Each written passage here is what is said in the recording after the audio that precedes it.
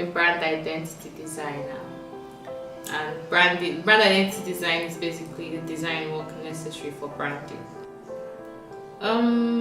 If you're a woman who lives in Nigeria, at some point in an urban city, urban environment in Nigeria, at some point if you've been to the market, you must have been harassed. It's quite a common experience. So personally, I've been harassed, and there was a day on Twitter when so many women were talking about their own experiences, how it had happened since they were little kids, and it just flooded my mind with all of the memories that I had experienced in the market. So I studied at Unilag.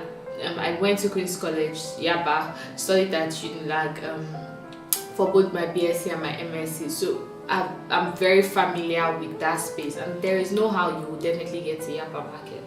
So that part, for instance, passing through the market, whether buying or not, was always very traumatizing and terrifying for me because it requires a lot of psychological preparation just to go to the market. So that day just dawned on me. I was like, why is nobody doing anything about this? Something has to be done, and then everybody has a right to protest. So I said, how do I start something where women can come out and protest together to resist the normalized sexual harassment at markets? And that was how it came. So when I started, like I told you, I'm in branding, so I figured out what the necessary things I needed to do would be first to create an image that people would sort of resonate with. So we worked on the logo, the colors, and the tone of voice and all of that, and then I started announcing and making announcements online, particularly Twitter.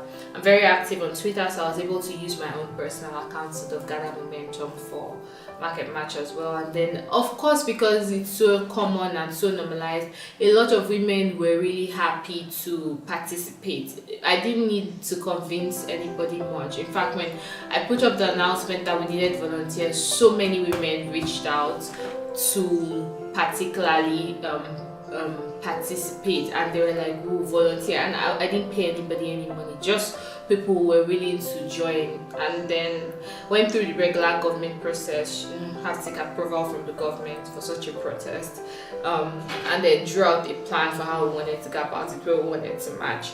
And basically that was it. Of course, now it's more complicated than that because we're taking into consideration writing letters to policymakers, doing all of the other campaigns that are necessary to bring a complete end to the normalized sexual harassment and bullying of women at markets. But initially, that was just how it was. Really simple. People resonated to the cause because of how common the problem was. Yeah, people registered. About 50 people registered, but not up to 50 people came out. I knew that the people who registered most likely wouldn't come out because, of course, that's how things like that meant to be. But I was not so surprised. A lot of the volunteers came.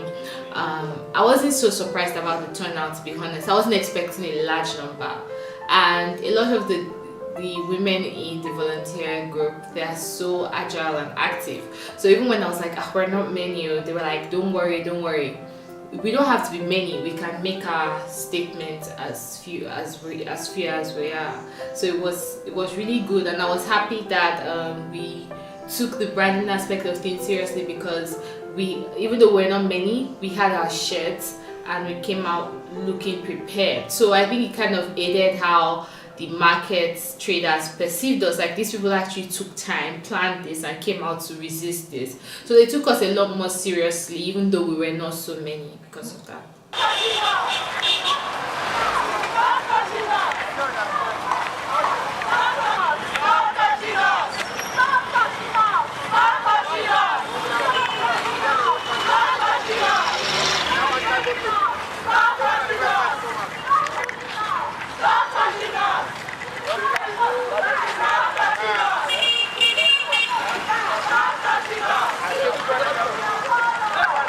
No, the women that I was with, even though they were afraid, they didn't show. They were not there to play.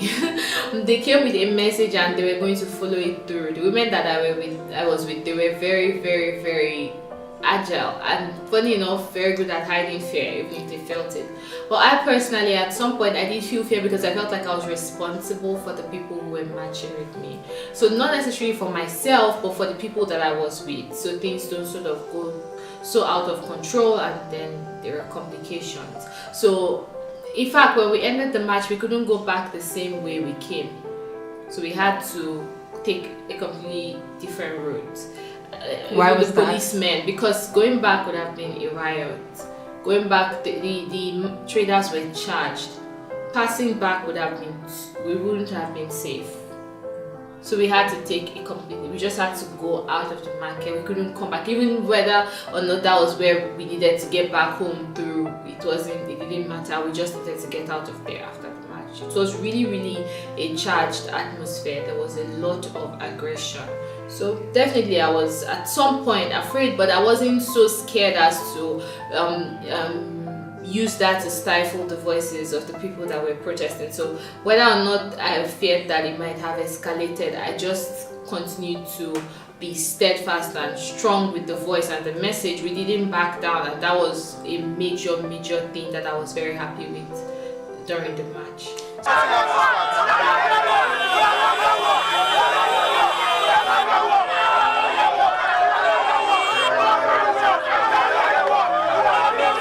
They already know that it's wrong. That's common knowledge because they felt ashamed, and I think that's where a lot of the aggression stemmed from. They already know it's wrong, as well as the fact that they also use it as a form of marketing tactic. Like when you go to the market and then they say, "Me, I don't touch people, or come and buy with me." So they know that it's bad, but because we don't want there to be any excuse that they somehow don't know this, we are going to work on an educational program.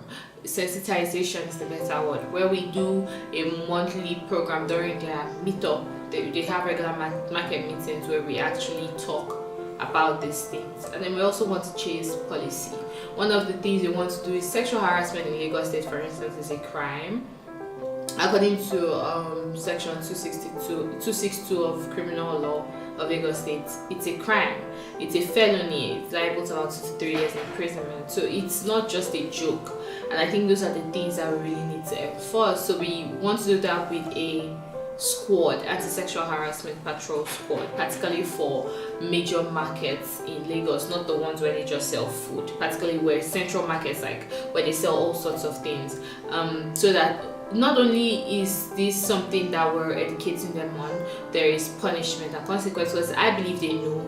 The reason they are consistent is with their harassment is because there's no consequence. So if we have the sexual harassment court, someone that women can go and talk to, this man just dragged me, or people who, if they witness it, they know what to do. There's so many things they can put in place, so many ideas. Even if it happens in front of your shop, we'll lock your own shop, so that even the traders themselves feel a responsibility to say, don't do this, not with my front toe, not do this for my front toe. Do you understand? That sort of thing, forcing everybody to be responsible. For instance, in Yaba now, there's a fine of about 5,000 or so that you're supposed to pay if you harass women, but it's not implemented. But we want the government law itself to be implemented.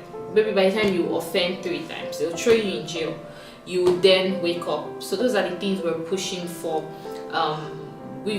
We created a petition, and about 10,000 people have signed, which was the mark that we're looking at. So that's great. And yeah, so next step will be to push our letters forward to the right people to make that happen, and we really need that to happen. It's very important that there's a squad, because just educating them is not going to change anything. No, there will be matches. Currently, we're doing one in Ogbete, Enugu. We're planning one this January. There is also Computer Village, which will be happening somewhere around March ending. We want the election period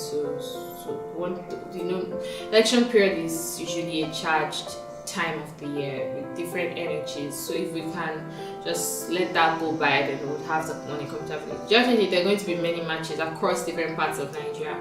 The match is where the heart and soul of the movement is, because that's where women can participate and say, I participated in bringing an end to this thing. I used my voice, I used my right as a citizen to make this stop. So the matches can't stop. But while we're doing the matches, there are other things we need to do. Chasing policy, because that's a very important aspect. Chasing policy, as well as the educating of the traders, as well as even other things like research, because while we're planning, we get a lot of data around, has this thing been recorded? How many women, what's the likelihood of it happening to you? Is it 1 in 3 women? Is it 1 in 5? Like, what is there were no parameters and data that we could use to actually make sense of the problem in a very, very empirical manner. So that's one of the things we want to focus on and see how it affects the broader economic state of markets in Nigeria, what the implications are, so we really know how to tackle it. Of course, even though we're saying that we want to do a squad, a sexual harassment squad, it helps when there is more information that we can work with and we can tailor all of these solutions to be better suited to this market. So those are the things that we want to follow through. I've always been a vocal feminist, for instance, on Twitter.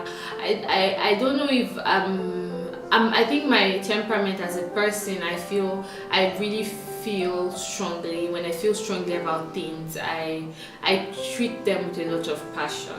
So I wouldn't say that I'm not afraid, or I don't think that this is really big, but the fact that I have that passion to genuinely make this stop, I think it drives me and it drives the fear away. And I cannot do this without mentioning the fact that I have a very strong support system. It's not just me. You think I'm passionate, you need to meet the other women on the team.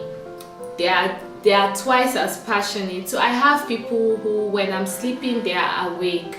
So it's not just me, and that's what makes it easier, which is one of the best decisions that I ever made. When I was thinking, in fact, one of the best decisions I've ever made, to not think of this as a solo run and think of this as something that I could do with people, and that has really, really saved me a lot of stress and helped me maintain momentum at times when I felt like, who sent me safe? Yeah, that sort of thing. So at the end of the day, I don't think that this will slow down anytime soon. If when I'm tired, somebody else will pick up from where I left.